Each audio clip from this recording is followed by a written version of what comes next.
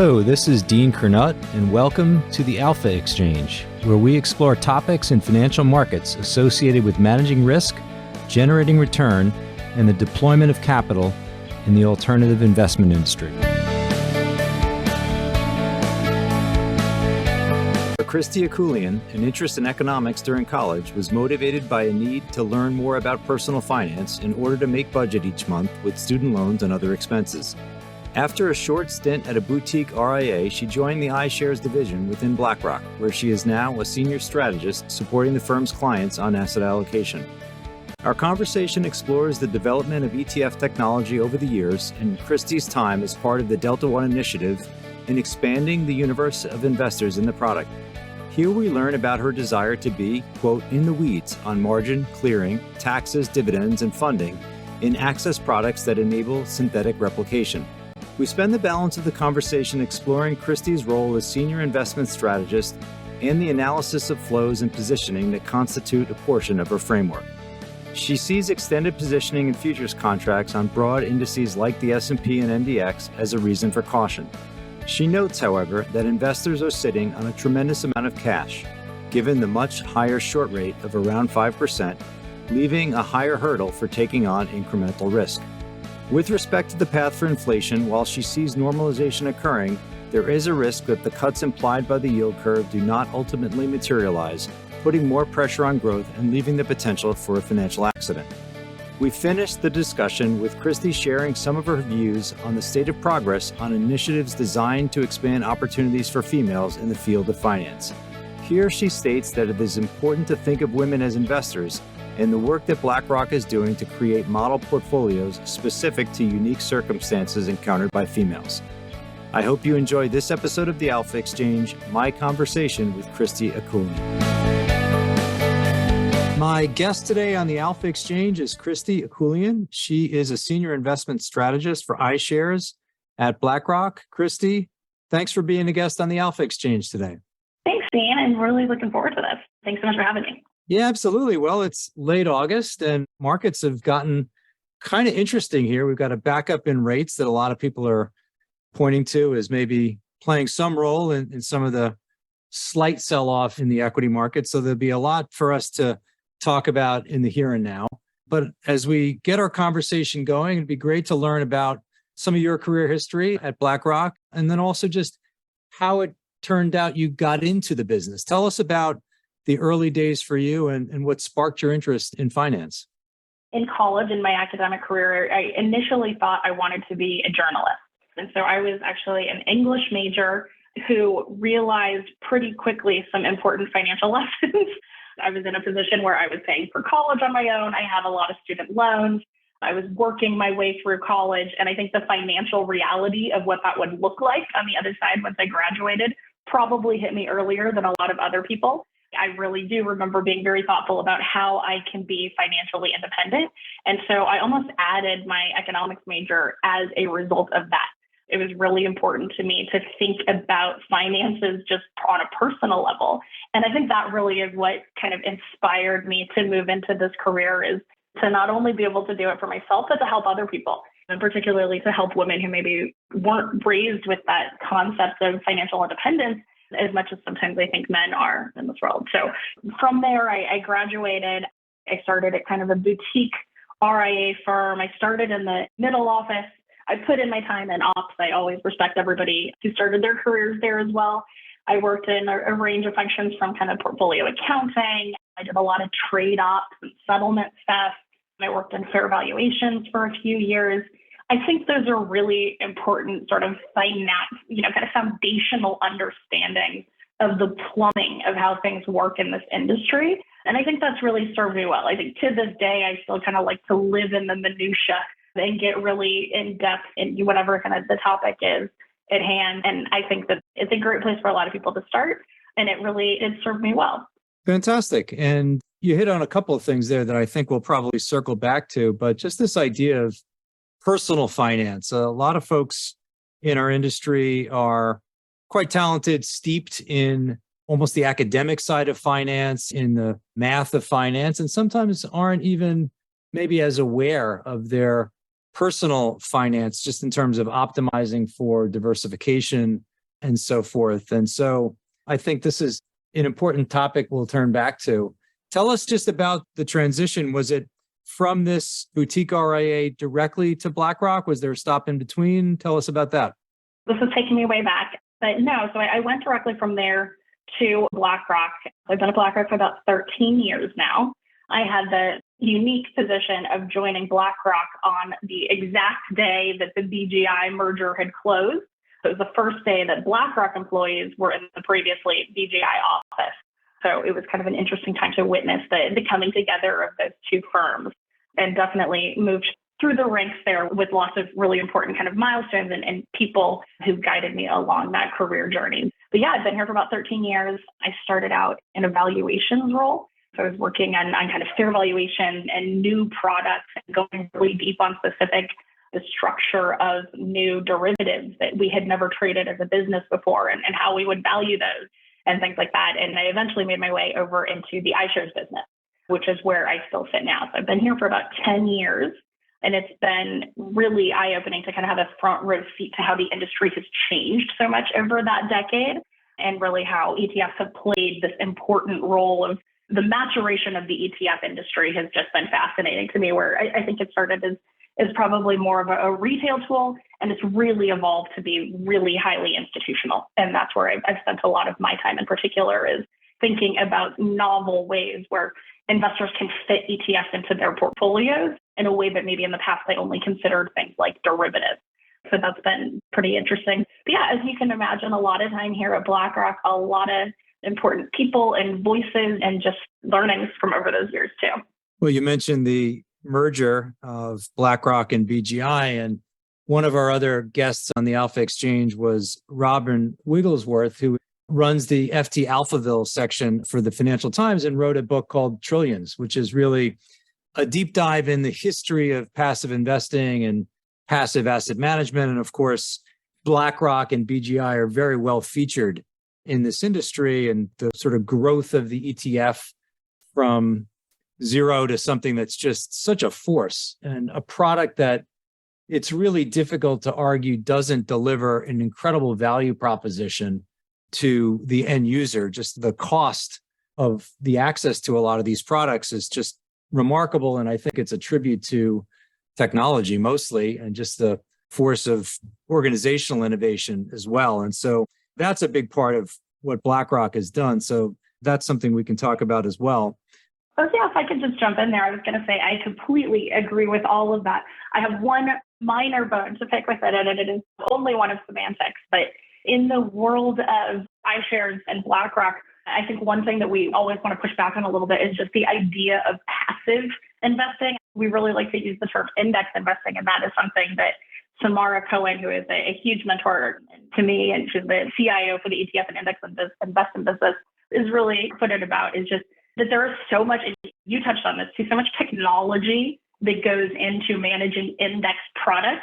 We like to step back a little bit and remember that it's not just active versus passive. It's index and many different ways that even active managers can use index products. And then the technology and the innovation that has gone into how those products are managed too. It's a pretty cool feature as well. Totally fair point. And a lot of folks argue that even passive investing is an active decision. Definitely. Well, you joined in 2010. Certainly the business of ETFs and related products has gotten much, much bigger over time. BlackRock's iShares business has gotten much larger over time.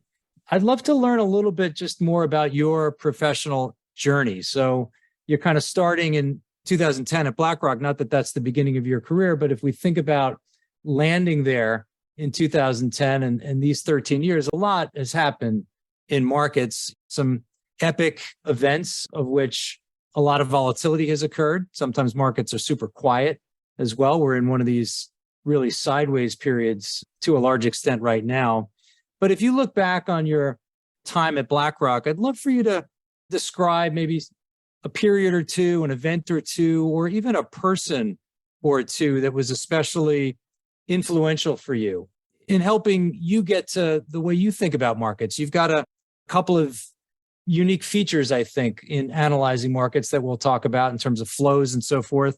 But if you can, just think back to the development of your framework for thinking about markets, and if there are a period of time, a person that was impactful in getting you there. I'd love to learn more about that. Maybe I'll give you one of each. I'll give you one person and one sort of period.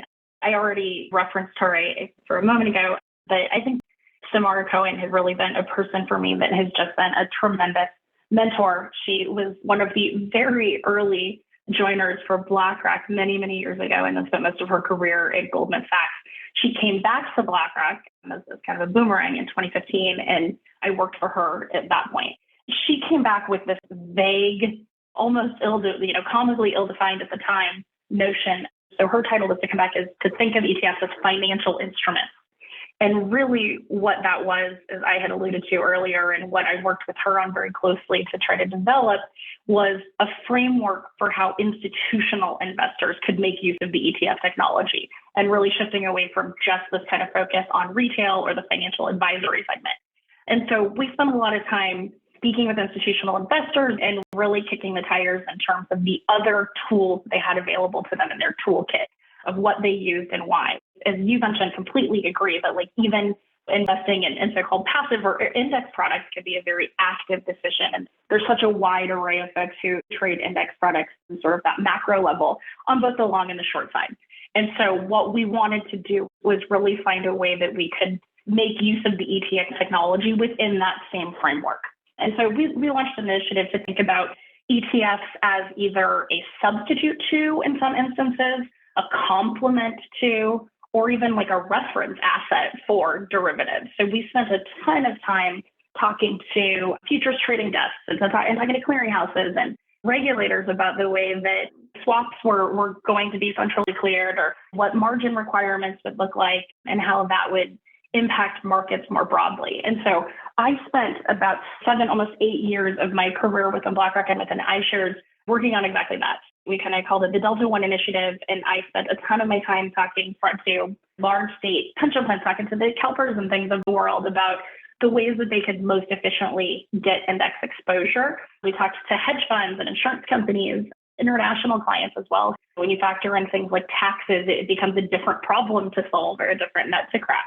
I think that for me, Samara is a person who kind of came in and took this leap of faith, coming from a very big job and coming over to more of an unproven thesis that we could turn ETFs into this institutional vehicle of choice.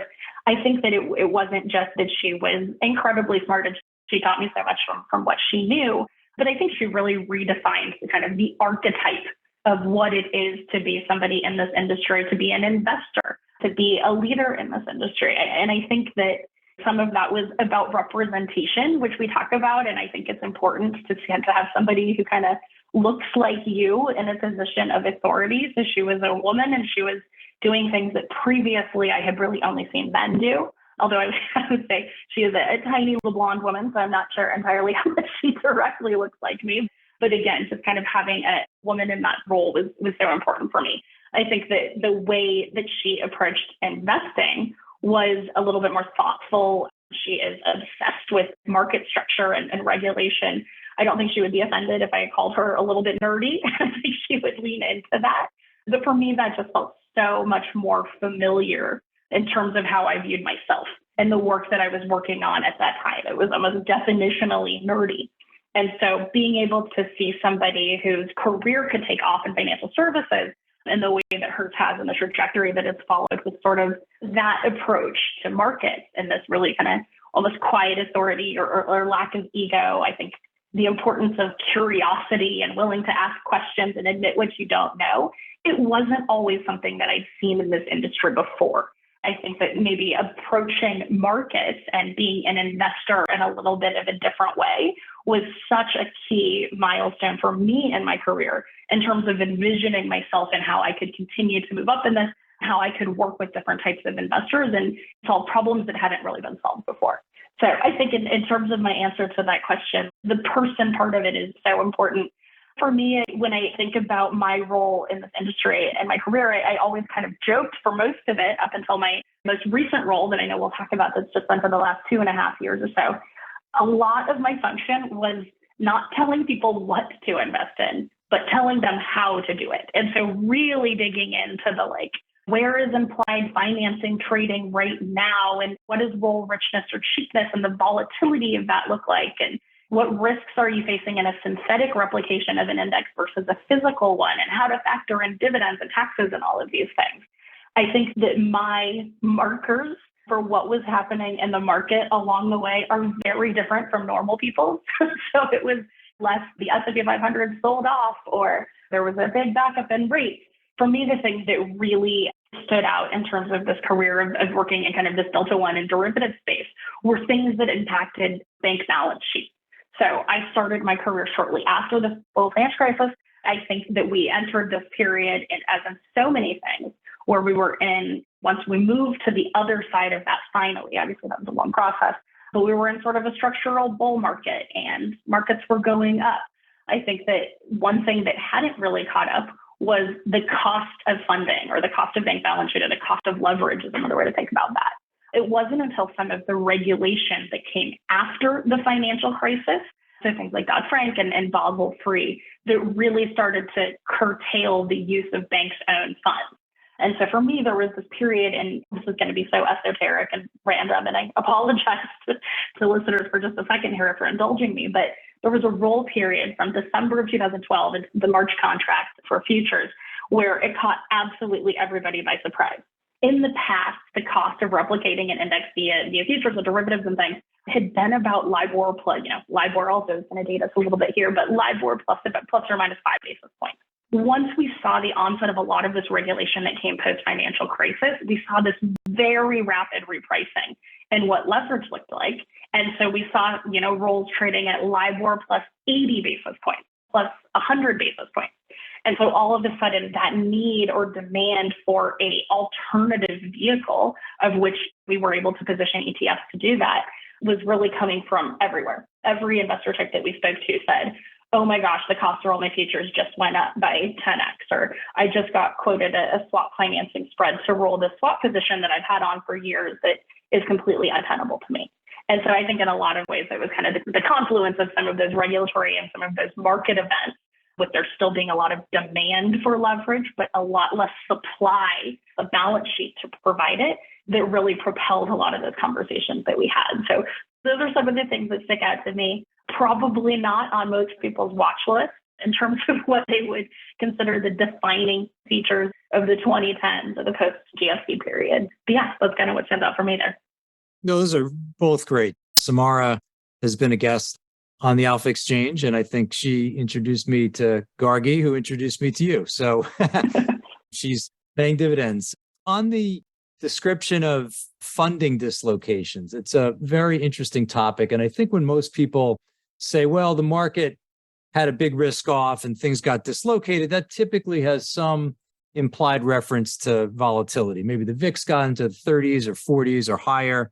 But there are these other parts of the market that can break down as well in the Delta One space. So if we step back and we think about swaps, forwards, futures, ETFs, they're all really the same thing. If you step back and say, well, it's basically a way to get delta, but there are these nuances that can become critically important. And it sounds to me that your initial role in the middle office and getting into the weeds on clearing and how money moves around is pretty helpful in this capacity.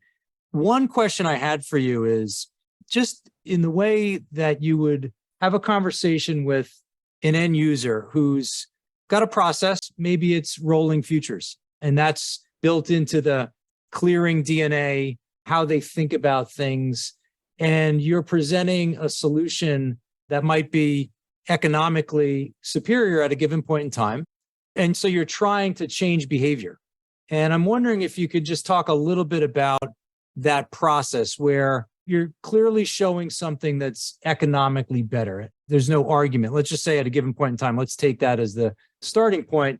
But we know that when people have got a process that has served them for years and years, it's hard to get them off that process. I'd be curious if you could just talk a little bit about that by way of recollection, or perhaps there's even some current examples where you're trying to shift the way in which people utilize products to something that you guys see as a better way. This is kind of the hearts and minds argument.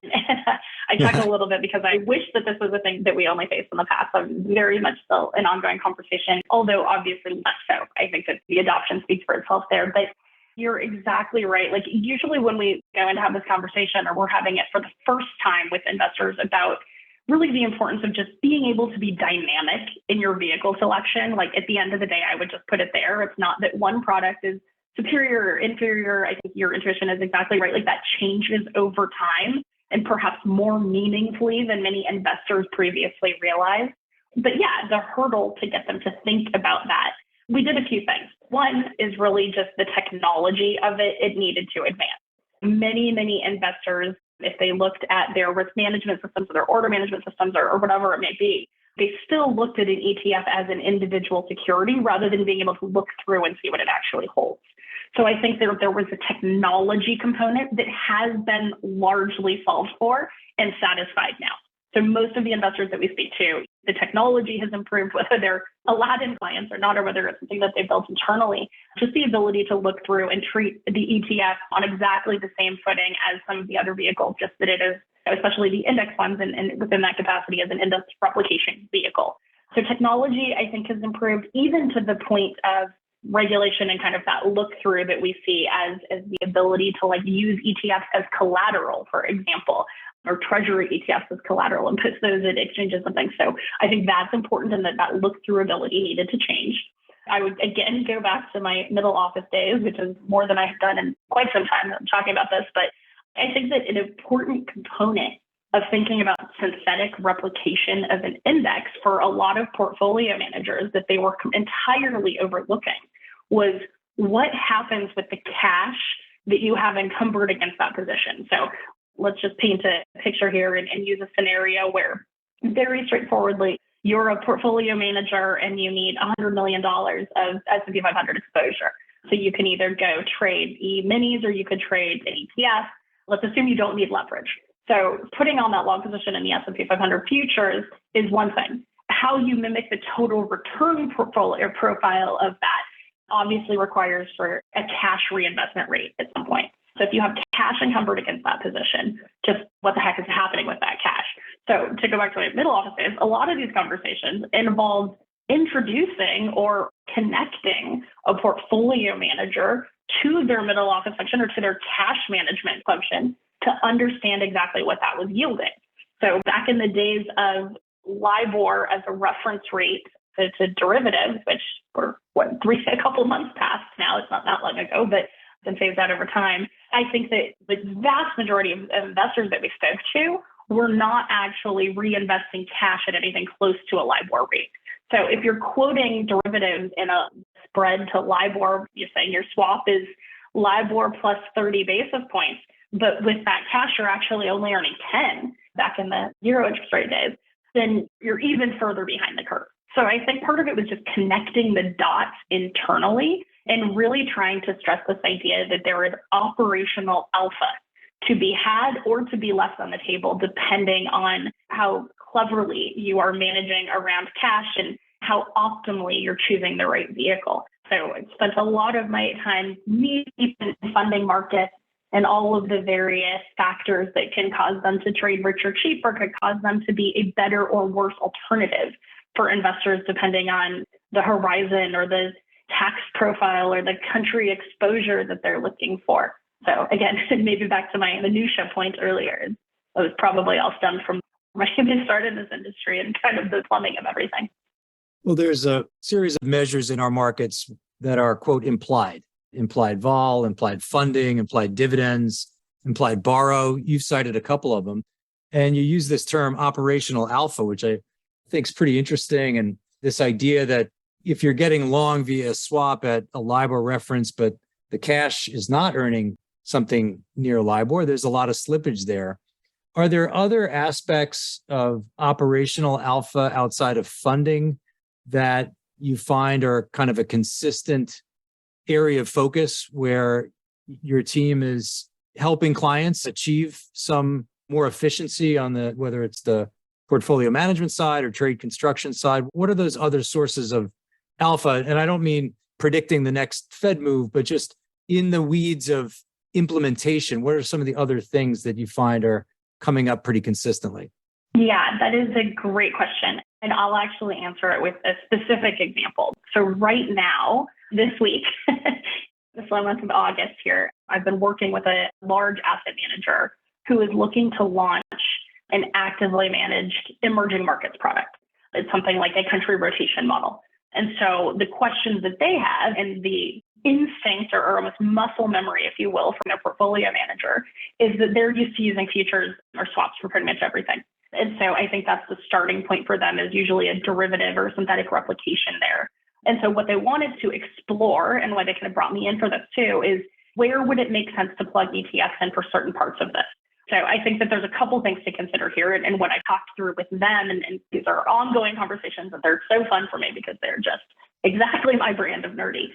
But the starting point that we talked about too was what's your loose benchmark? And so I think that there's even just like what exposure you're getting in synthetic versus some of these like ETF replications is, are you really looking for the Nifty 50 index or the CAC 40 index? Or is your benchmark the MSCI version of this? Is it a little bit broader? Is it a little bit more diversified?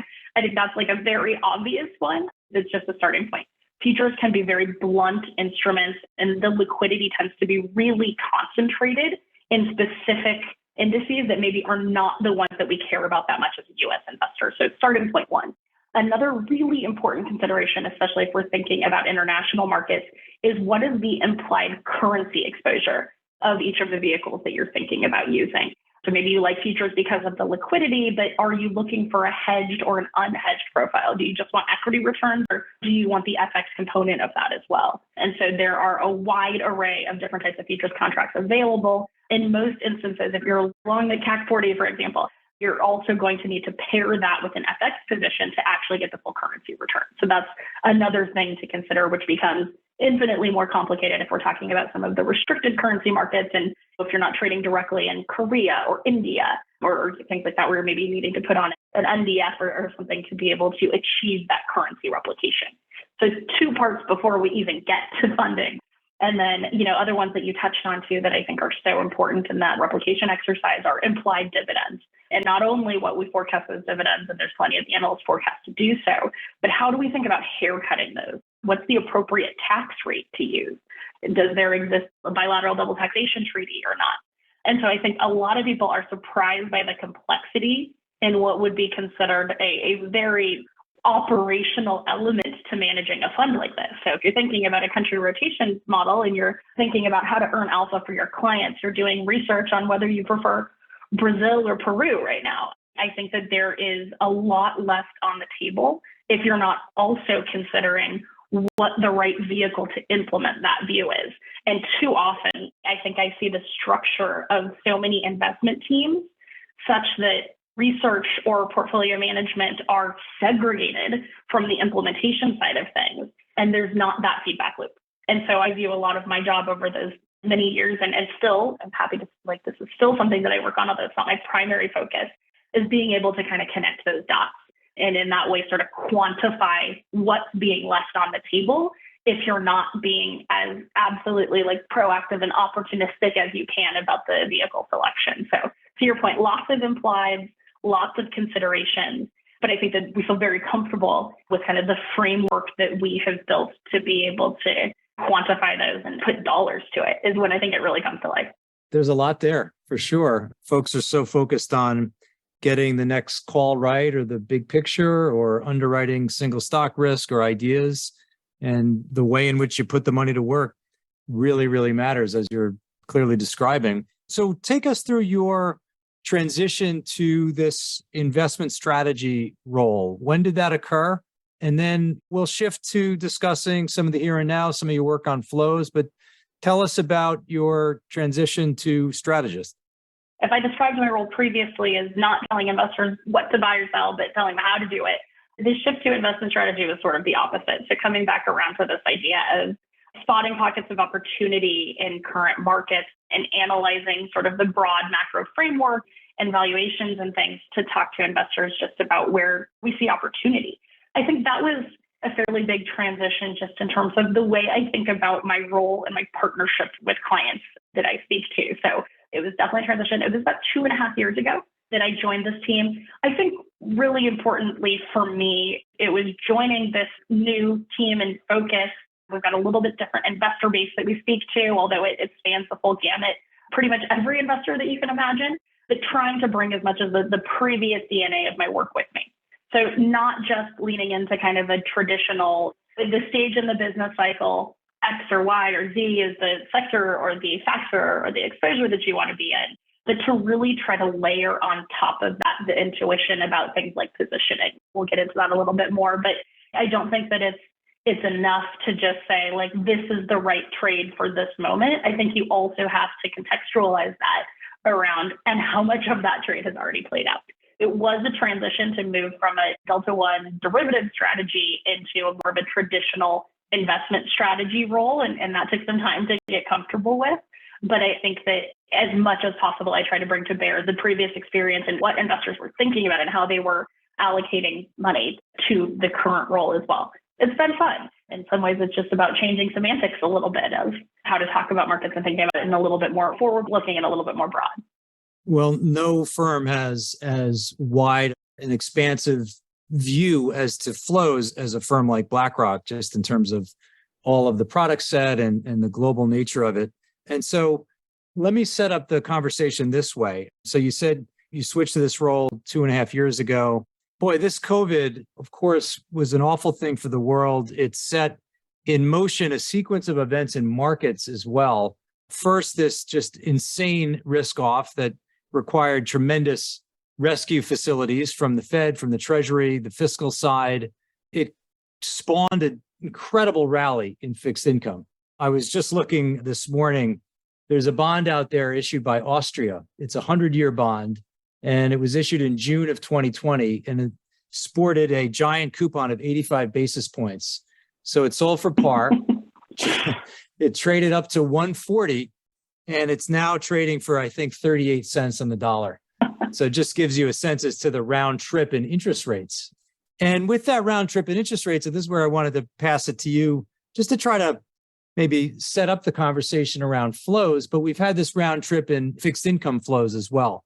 First, money couldn't be stuffed in fast enough at any price into fixed income products, and I assume ETFs is going to be part of that. And then 2022 was pretty significant outflows, and now 2023 has reversed some of that. I'd love for you to just talk about big picture fixed income ETF flows from your vantage point, maybe taking us back to that post-pandemic period and updating us to what you see today. What's the big picture first for these flows? That's a great transition here. And as we kind of bring us up to present day, I think that at the very initial onset of COVID, when we saw just such a tremendous amount of volatility, as you referenced, I think a lot of the gravitation towards fixed income ETFs was more as a trading vehicle. It was a way to move risk when other markets weren't functioning quite as well as they were maybe expected to. I mean, we saw dislocations even in the treasury market, in treasury futures that were so surprising to people. So I think the initial reaction was more one on the institutional side. And it was, again, gravitating to sort of risk transfer vehicles and what was still trading. And what was still trading was fixed income ETFs. So I think that was initial flow, kind of first pass of this. As we have seen over the last few years, and as we've seen, that example is fantastic as the Austria bond and the round trip there. And clearly a lot of us have felt that in our portfolios and experienced from clients to the pain of some of those moves. I think that the progress that we've seen since then is really one around just a much broader opportunity set within fixed income. And I think that the adoption and the flows that we saw, to your point, within fixed income ETFs over the last couple of years, or specifically kind of the last year and a half, has come in from a wider group of investors. So yes, we still certainly see that there is kind of a subset of funds. So going back to my original role is kind of financial instruments. There are a subset of fixed income ETFs that we think of as financial instruments, and those are still very much trafficked by institutional investors, things like HYG, to some extent TLT there as well. And so a lot of where we see the flows in and out there are driven by institutional investors, and importantly, they're using those in both directions. There's a large sec lending market. There is an adjacent derivatives market around certain ETFs. And so I think that the flows there reflect the nuances that are in the directionality that's playing out in those markets. So those ones I almost set aside a little bit. Outside of just the purely institutional community, if we think about the advisory community, I think that's really driven a decent amount of the flows in terms of sort of the more buy and hold types of products that we've seen. We've been calling it a generational opportunity in fixed income. And I think fixed income ETFs are a really natural and efficient way that a lot of people thought about capturing that. Interestingly, we've even seen demand from end investors. That was a bit more surprising. I think some of the self-directed side, that makes sense. But even the younger cohort of end investors too, who are seeing opportunities in fixed income, which is, again, surprising. I think that for so many years prior to COVID and post-GFC, so many different investor types saw, if we think about the 60-40 portfolio, or we think about the importance of diversification, I think fixed income was seen as almost sort of this necessary evil in a portfolio that didn't really give you anything. And now with rates reset as much as they are, and the yields on offer, I think that, to your point, we saw record inflows into fixed income ETFs in the first half of the year. That reflected both the yields that were on offer and this opportunity to lock those in. It also obviously reflected just expectations around the economy heading into a recession. So the importance of ballast and diversification against the equity side of their portfolio was hugely important. That admittedly has slowed a bit. And I think that what we've seen kind of since May or so timeframe is that flows into equity funds have been much larger than those into fixed income. And that wasn't true for the first several months of the year. So we're seeing the focus switch again, but I think within that fixed income cohort, if we're just looking at that, what we've seen is really a movement along the curve, especially recently in the last several weeks here, corresponding to this most recent backup, is we've seen flows out of the long end and back into the short end and sort of the intermediate part of the curve as well. I think that there's still flows going in. Where they're going is a little bit different, and the relative size of them compared to flows into things like equities is what has fallen a bit. I'd love for you to reflect on just the vastness of change, especially on the short end of the yield curve. If it's January 1st of 2022, not all that long ago, we're walking into a new year with a 3-month Treasury bill yielding, I believe it was below 5 basis points. Almost hard to imagine, because we think about the here and now as it's going to stay that way, and it was always that way. So it's almost hard to remember how low those rates were. What are the types of conversations with clients? How are they different now in this 5 and change % short rate versus the 5 basis point short rate that characterized the beginning of 2022? The obvious one there is really just that the hurdle rate is higher. Investors are sitting on so much cash right now. Money market fund AUM is at or just near all-time highs. There is so much cash on the sidelines, and it makes sense in some ways, right? If you think about you can earn 5% in cash, then I think the hurdle rate to actually add risk to portfolio or to step into a risk asset there is just a lot higher. I think part of that money market fund AUM is a reflection of those higher rates. I think there's also some technicals around that. Some of that was a reflection of money leaving deposit accounts after the mini banking crisis, if we still call it a crisis in hindsight, from March. And so I think that the prospect for investors of stepping out of cash, which we actually think is really important right now. We think that now is the time to be extending duration and things like that. I think those conversations have just gotten quite a bit harder. And I understand why.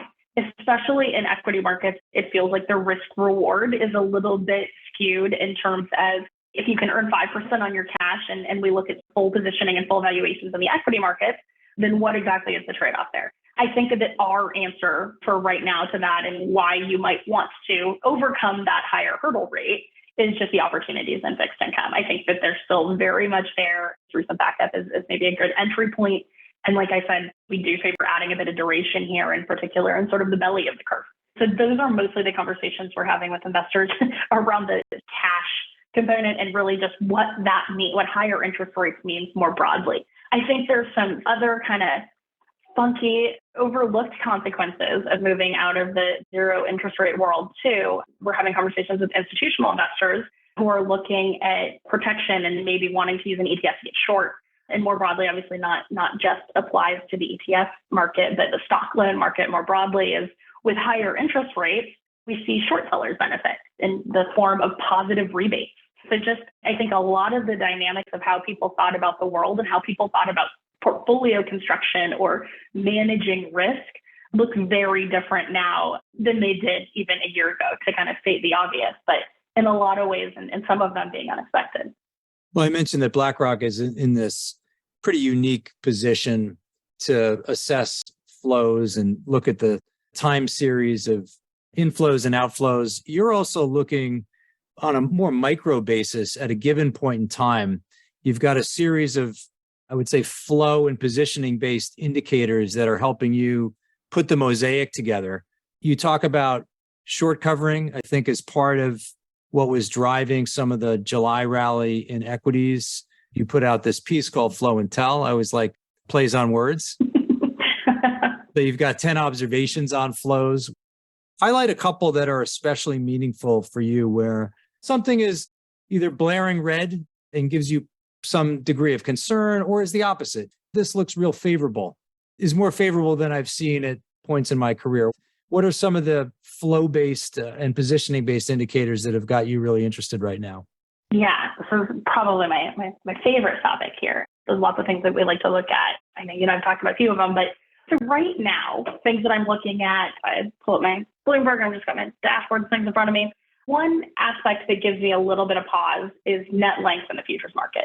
So if we just look at the length across US listed futures right now, and I'm looking at these in aggregate, I would say that prior to this year, I mostly just looked at the length in the S&P 500 as being a fairly good proxy for what was happening in the markets. I've updated my custom indices in Bloomberg and reference points for this too, to absolutely include things like Russell 2000 and especially the NASDAQ futures, as we've seen so much bullishness manifest itself in that index in particular and in the tech rally that we've seen for this year. Looking at kind of that composite picture, I've been talking about this for a few weeks and I think it's gotten a little bit better. But if we just look at that net length, so the net positioning by buy side, so non-dealer positioning in that, we've really seen that go from about $80 billion net short in October, kind of corresponding with the low in the market last fall, to about $80 billion net long right now. To give you some context, I know it's not super fun to describe a graph to people who are listening at home, but looking at this graph, to give you some context, the last time we were here was sort of at the beginning of 2022. So what that tells me is that positioning, and in particular institutional positioning, since that's who traffics in the futures market, it does look very, very long, and that looks fairly demanding to us. And so if the setup were different, I'd maybe be a little bit more opportunistic about price action in US equity markets going forward. But right now, it feels like that could keep a little bit of a lid on it. That's something I've been talking about that's really manifested itself over the last month or so. I would point to that long positioning as being one of the reasons why we've seen a little bit of the sell-off, and in particular, too, I think why some of the market reaction to better than expected Q2 earnings was so unrewarded. Is just, again, that positioning element was already so long that such good news was already really reflected in both positioning and the price already. So I think that is kind of a big high-level one. Within the ETF market, there are certain pressure points that I pay a lot of attention to, going back to that idea of financial instruments. HYG, IWM, these are really heavily trafficked institutional and hedge fund vehicles. And so what I am paying attention to there are things like what's happening in the stock loan market. What is the cost of borrow? What is the utilization rate of those funds?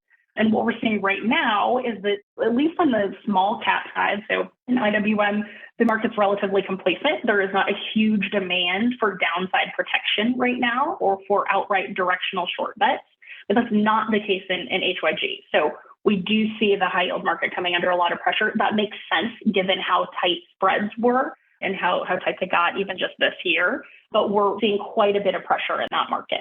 We're seeing a little bit of a capitulation even in terms of how we're seeing investors position themselves here.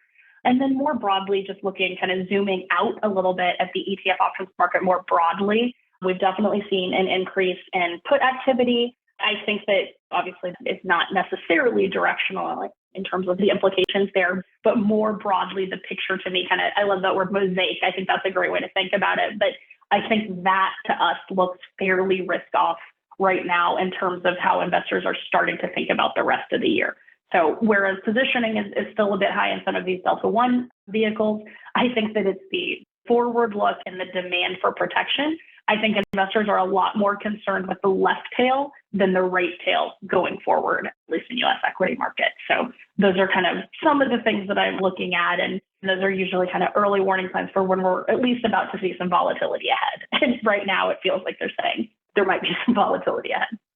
You mentioned length in futures markets as possibly an indication that things had gotten stretched, and on balance maybe leaves the potential for weaker hands to be reactive in a risk off, and maybe the upside to downside ratio of favorability gets skewed a little bit less favorable. One of the other factors I think is just interesting to consider is just how low realized volatility in the S&P has been.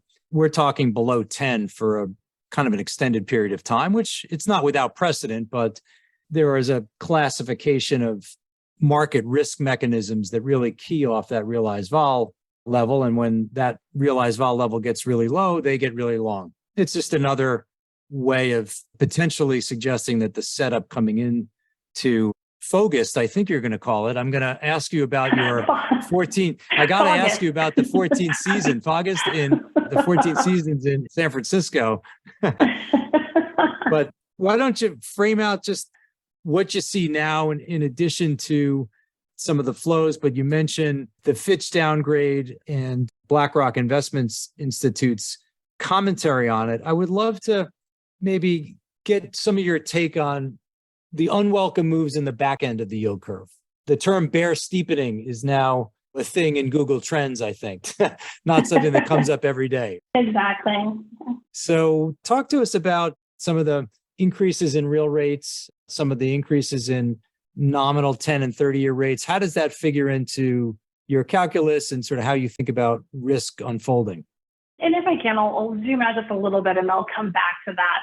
But like more broadly, I think the way to sum up sort of our macro outlook from here is maybe cautious optimism going forward, but we're not out of the woods just yet. And I think that maybe I'm referencing maybe like a 6-month horizon for that. So not necessarily like that we're not going to see some volatility or even a bit of a sell-off in risk assets in the very near term, but over a little bit of a longer horizon. So I think that we're kind of looking at first the economy, and then I'll translate that into what it actually means for where we invest in financial markets. But looking at big picture economy, I think we, along with pretty much everybody else, has continued to be surprised by strength in economic data that's come out. Even things like retail sales is much stronger than anticipated. We saw inflation is falling in a fairly meaningful way, and we expect that can continue. Although, again, kind of back to that maybe near-term volatility, is that we're curious to see what the whole market is, what September CPI is going to look like given the run-up in energy prices more recently, and what the trajectory of that continues to be. So I think that all kind of falls into the good camp. Inflation is falling, growth is actually maybe even accelerating in certain parts of the economy. And even the interest rate sensitive parts of the economy have not suffered as much as we anticipated. So the recession that everybody called for is clearly not here. On sort of the maybe more negative side and the worth watching side, I think we've seen such strength in the labor market, hyper-focus on that to continue to see how that plays out. But if that starts to soften, that's going to have real implications across the entirety of the economy.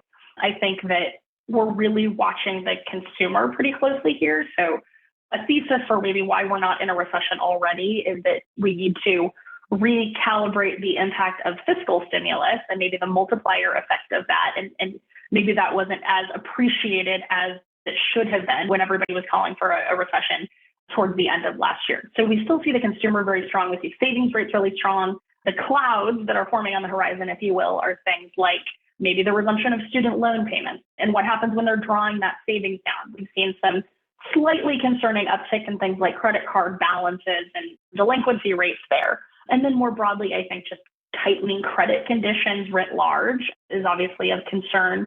We're watching kind of some spillover from what's happening in China with the economy slowing. To circle back around and to your point, what higher interest rates can mean and what can happen if those stay higher for longer. So not just on the nominal side, but on the real side. I think that we're really carefully watching the tech sector, and sort of the year-to-date winners are really what has traded on the market's presumption of a soft landing and what can happen to dent some of that optimism. The higher interest rates, certainly the steepener I think our call on the fixed income side right now, and I've referenced this before, is that we see more opportunity in adding duration, but in sort of that intermediate part of the curve, we don't actually love the back end right now. We think that could go even a little bit higher. We like that you could earn some income at the very front end. We like the diversification benefits of the intermediate part, and we're staying a little bit away from the very long end of the curve on the fixed income side. Within the equity market, there are certainly risks. And so all of the things that I've already talked about, in addition to kind of the long positioning and the rich valuation, our preference there and what we've mostly been talking to investors about is really just the importance of being up in quality. And I think that applies on both asset classes. We like up in quality and fixed income. We like investment grade. We like tips here. And then on the equity side, we really kind of like the quality factor, or really just finding the types of companies that have strong balance sheets and low leverage and the ability to continue to perform kind of come what may in the economy. Since cautiously optimistic, but not out of the woods just yet. So adding a little bit more defensiveness and taking a little bit of risk off the table, I think that our highest conviction allocation right now is still within fixed income, because we do view some risks in equities. But that's kind of how we're thinking about the most recent moves, and then also kind of the go forward picture from now until the end of the year.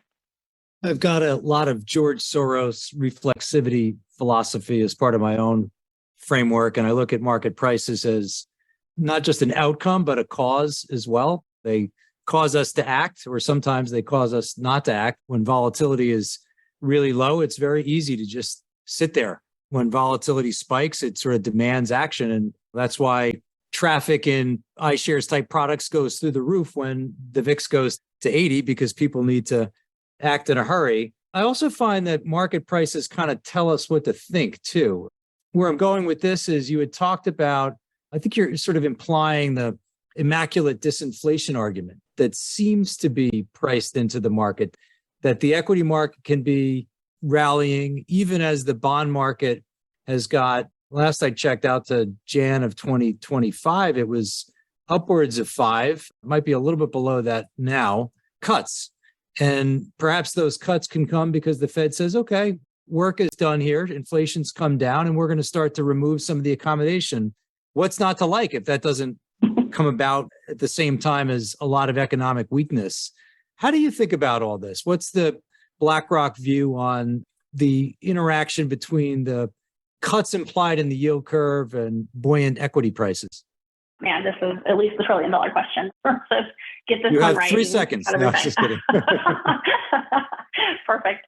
I think that we do see inflation normalizing, and that is promising, and that is good for risk assets and equity prices. I think that there are still 2 risks. One is that it doesn't normalize as quickly as the Fed would like to see. And I think that the Fed minutes that we saw this week showed that there's still a lot of concern there. And there is a concern about reacceleration and maybe an uptick in inflation as we head into the colder months. We've already seen energy prices rise. That is such an important component, not just in headline inflation, but how that ripples out through the real economy as well. So there is still concern there. I think I put that into the category of the risk of higher interest rates. So maybe even still a higher terminal rate than what's currently priced in. I don't think that's our base case, but I do think it's a risk. And then the other side that's still a risk to equity markets is just that not only the higher component, but the longer component. Maybe we've already reached the terminal rate and rates don't have to go any higher from here. But what's the impetus for the Fed to cut if nothing breaks, in sort of colloquial terms?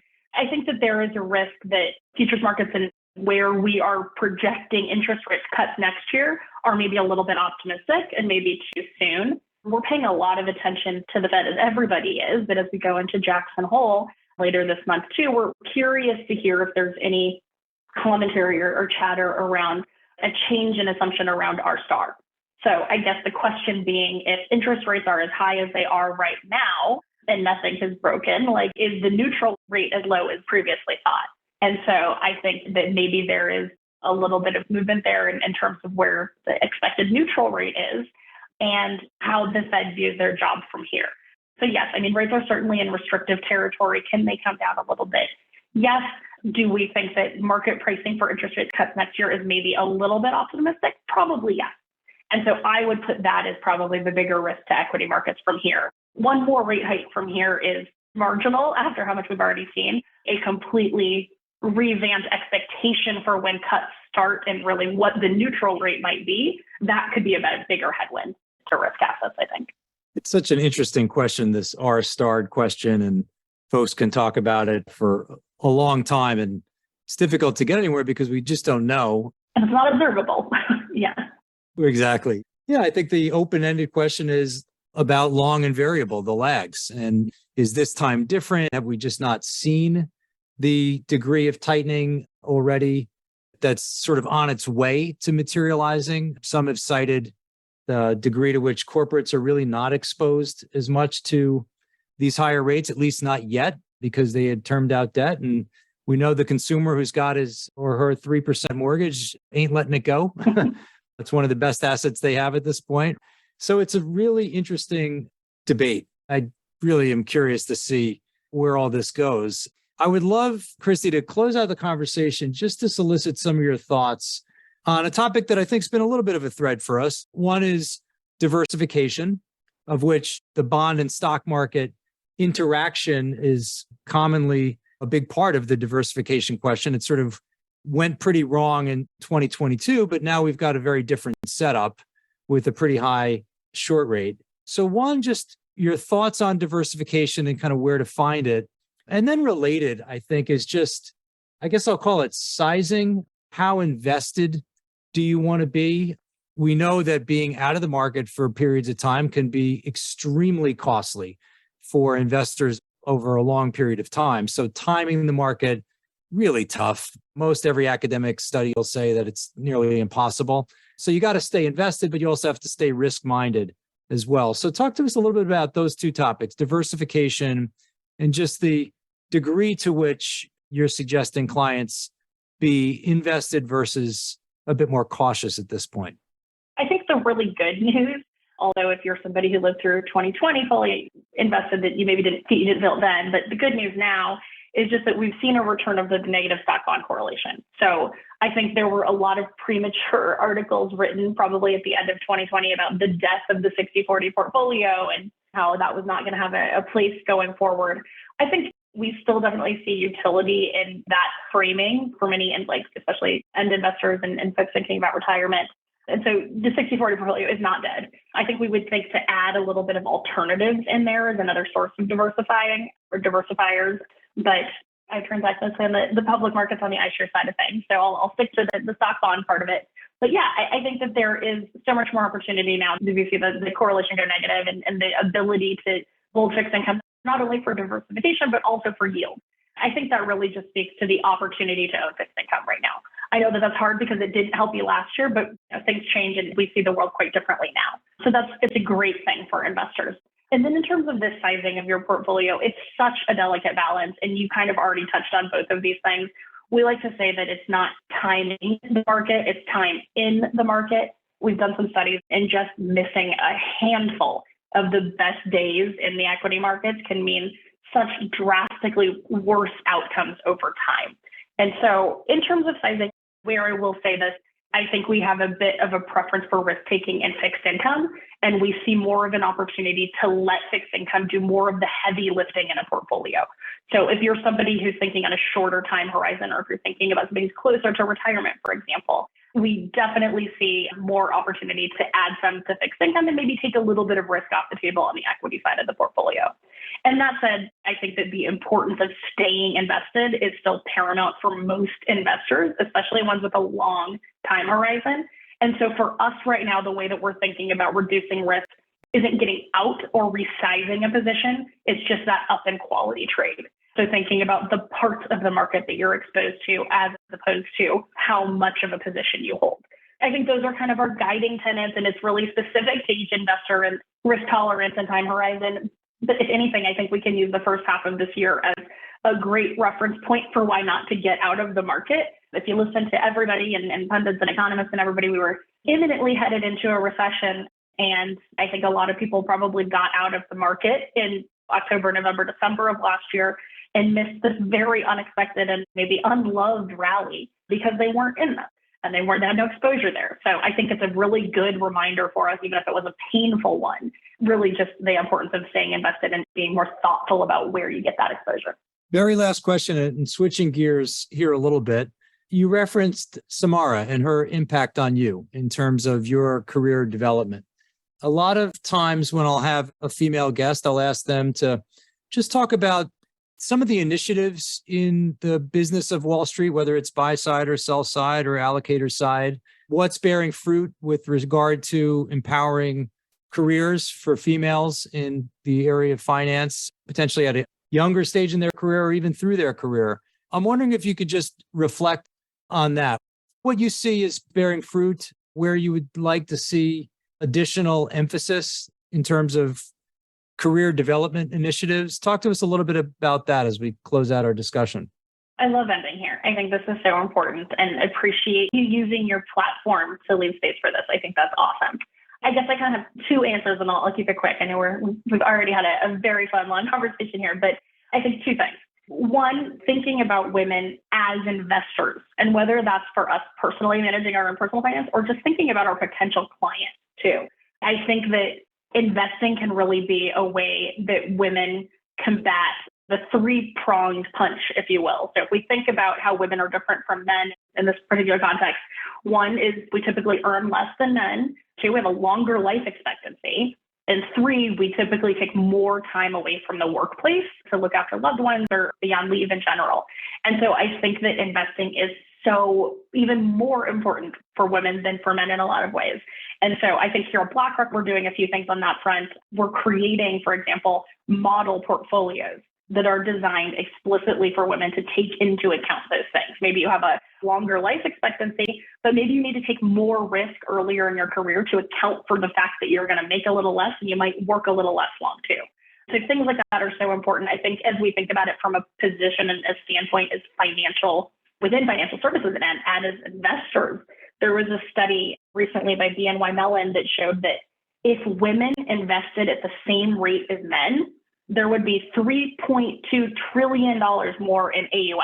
So just from like a business perspective and growing our businesses, I think I can't underscore enough how important it is to think about those women investors and encourage the women you know to invest. And then, I think your question more directly was about women working in financial services. And for this, I've learned so much. I'll reference another one of my mentors who I know you know as well, also a previous guest, but Gargi Chaudhary. She heads up the iShares investment strategy team in Americas Now. And I've worked for her for the last few years. I think she taught me so much about how it's not enough just to think about women and career paths and things, but you have to talk about them too. And so I think that things I used to kind of say quietly, she sort of shouts from the rooftops, and I think that's awesome. And so I'll share some of her tools in terms of thinking about growing women's careers and advancing women's careers within this industry. And we call it the 5 E's. It's easy, if you will, if I'm allowed a pun there. But the obvious one is employ. Think about the shape of your team. And even when you're hiring, summer, it's intern season, thinking about kind of the pipeline for talent and making sure you have a diverse pipeline. A really important one is empower. So a thing that we try to do, and Gargi and myself are both pretty big advocates of this, is whenever we do public speaking or we're on a panel, for example, we just try to demand and make sure that there is another woman with us up there. It's not just a panel of all men or just one token woman. We think about the language that we use. Engaging is really important. And I would say that this is so clear for both men and women that you can be polite and you can be impactful and you can give direct feedback. If you see a woman who could use some feedback on something, then it behoves everybody to give it. I think doing so respectfully is really helpful. And then just elevating. When you see women doing an amazing job, make sure that they get credit for it. So I think that there's a lot of ways where we can kind of shape our own workplaces that are going to have bigger impacts on the entire industry. And I kind of joke sometimes that sometimes events like International Women's Day or Women's History Month or Pride Month, sometimes those can almost feel like it's a time when we ask kind of our diverse colleagues to do more work to educate everybody else. And I think that it's so important that we realize and acknowledge that like that's not it. That's not the model anymore. It's kind of everybody getting involved. So again, I think you using your platform is an awesome example of the empowering part of this. And these are conversations that are so important. So Dean, thank you for having it. Absolutely. I've got a 9th grader who's learning a little bit about Black-Scholes. Selena likes the VIX, and so it's great to have guests like you showing her the way. Well, this has been a great conversation, Kristy. I really appreciated it and learned a lot. thank you so much for being a guest on our podcast. Thanks for having me. You've been listening to the Alpha Exchange. If you've enjoyed the show, please do tell a friend.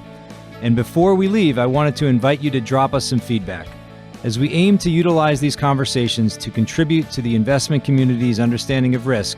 Your input is valuable and provides direction on where we should focus. Please email us at feedback@alphaexchangepodcast.com. Thanks again, and catch you next time.